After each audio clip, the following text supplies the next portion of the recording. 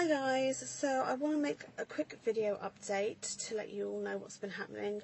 I haven't updated for so long and so much has been happening and going on, and I think that I really need to do this update so I can tell you what's going on in my life right now. So I can't remember the last pregnancy vlog I did, but I am now 38 weeks pregnant, so I'm 9.5 months, full term, still pregnant, and yeah, so anyway, missed a lot of weeks. But anyway, so what's been happening? Well, generally everything has just been a nightmare.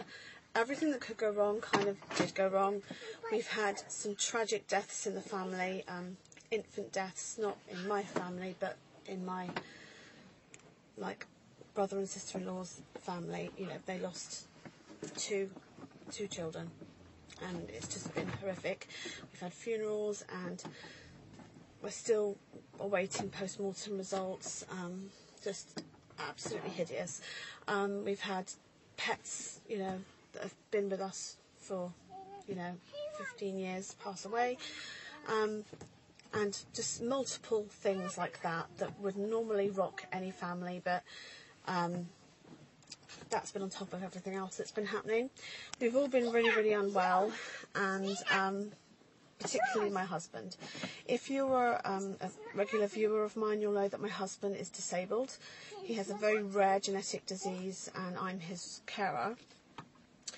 And he got really, really unwell to the point where they wanted to hospitalise him for at least about 2 weeks so they could, adjust his medication. He's on a lot of really strong, dangerous medications, so these things have to be changed very carefully and being monitored whilst they're doing these changes.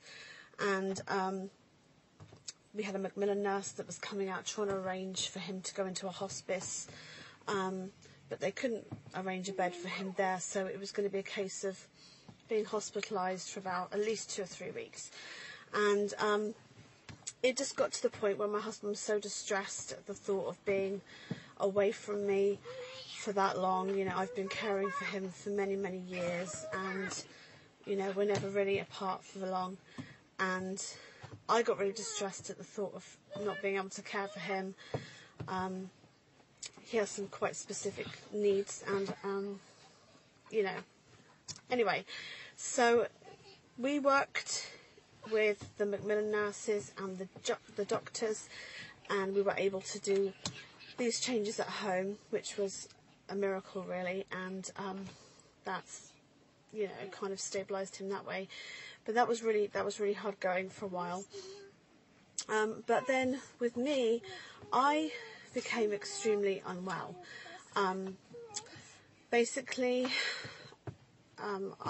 if you're a viewer of mine, you know that I have a condition called hyperemesis, which is severe morning sickness.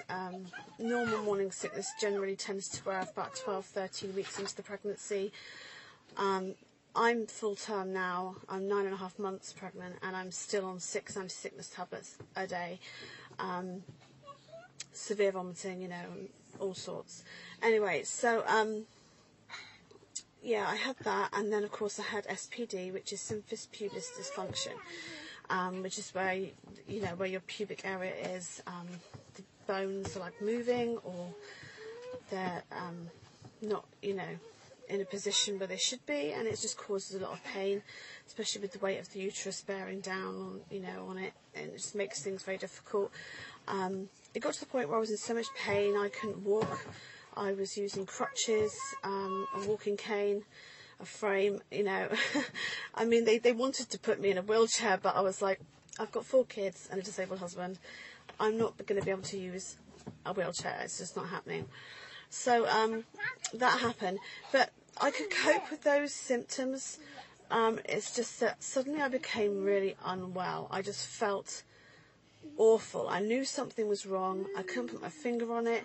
I had no energy. I was really struggling to cope, really struggling to manage, with the children and my husband. And I just knew there was something that wasn't right. Anyway, so I went to see my midwife, and they were doing lots of blood tests and stuff to try and work out what could be happening. My blood pressure was going up. and I had severe swelling, not just in my hands and feet like with normal pregnancy, but my whole face. I don't know if you can see, Ina can see it now, but like my face is really swollen. I've been doing some contouring trying to disguise how fat and swollen my face is, but it swelled up really bad, and my whole nose like swelled up. I can't wear my wedding rings and haven't been able to for a long time, but you know, this was like a different thing. I had severe itching all over my body, like I was having a really severe allergic reaction to something. So the kids are in the boot playing.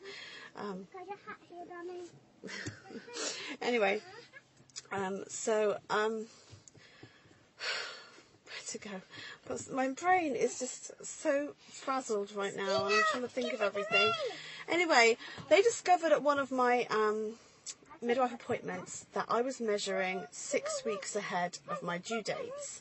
So my fundal height, the height of my uterus, at 30 weeks, I was measuring 36 weeks. At 31 weeks, I'd be measuring 37 weeks, etc., etc. And so they were a bit concerned because they said, well, it could be that you have too much amniotic fluid, which could mean that the baby is too small, or it could be that the baby's on the large size, so that I had to have constant like fetal growth scans. But it turned out that my water fluids were fine. I had the right amount of amniotic fluid. There was nothing alarming there. The baby was measuring very, very big. I figured out how many weeks, say like 31 weeks, she was measuring about 6 pounds. And it was just growing, it was accelerating at quite an alarming rate. So they were convinced at this point that I had gestational diabetes. So I had all the sugar glucose tests done, absolutely hideous. But that came back negative. I didn't have it. So then they were saying, well, we think it could be Graves' disease, which is like a thyroid dysfunction, you know, where you have either an overactive thyroid or an underactive thyroid. So they were testing me for that. And at the same time, they were testing me for another condition called obstetric cholestasis, which is where basically your liver, in pregnancy, it doesn't cope with, I don't know how this works, I'm not that medical, but basically your liver produces salts, bile salts I think it is, and instead of them being eliminated properly throughout the blood in the body, they store up under the skin somehow and cause the itching. I've probably made a right pig's ear of that description. You'll probably be like, that's not what it is. There's something to do with that, right? And it can be really dangerous for the baby, and it can result in stillbirth and stuff like this. So they're testing me for all this stuff, and they just put so much fear in me. Like, it was one thing after another, and everything came back negative. And but I knew that I felt ill. I knew something wasn't right. So I was really freaked out. Anyway, they finally found out, after all this, that I am severely anemic. Now, I don't know how the calculations work, but my levels came back at 80, which is dangerously low. And it's not like it's life-threateningly low, but it's dangerously low.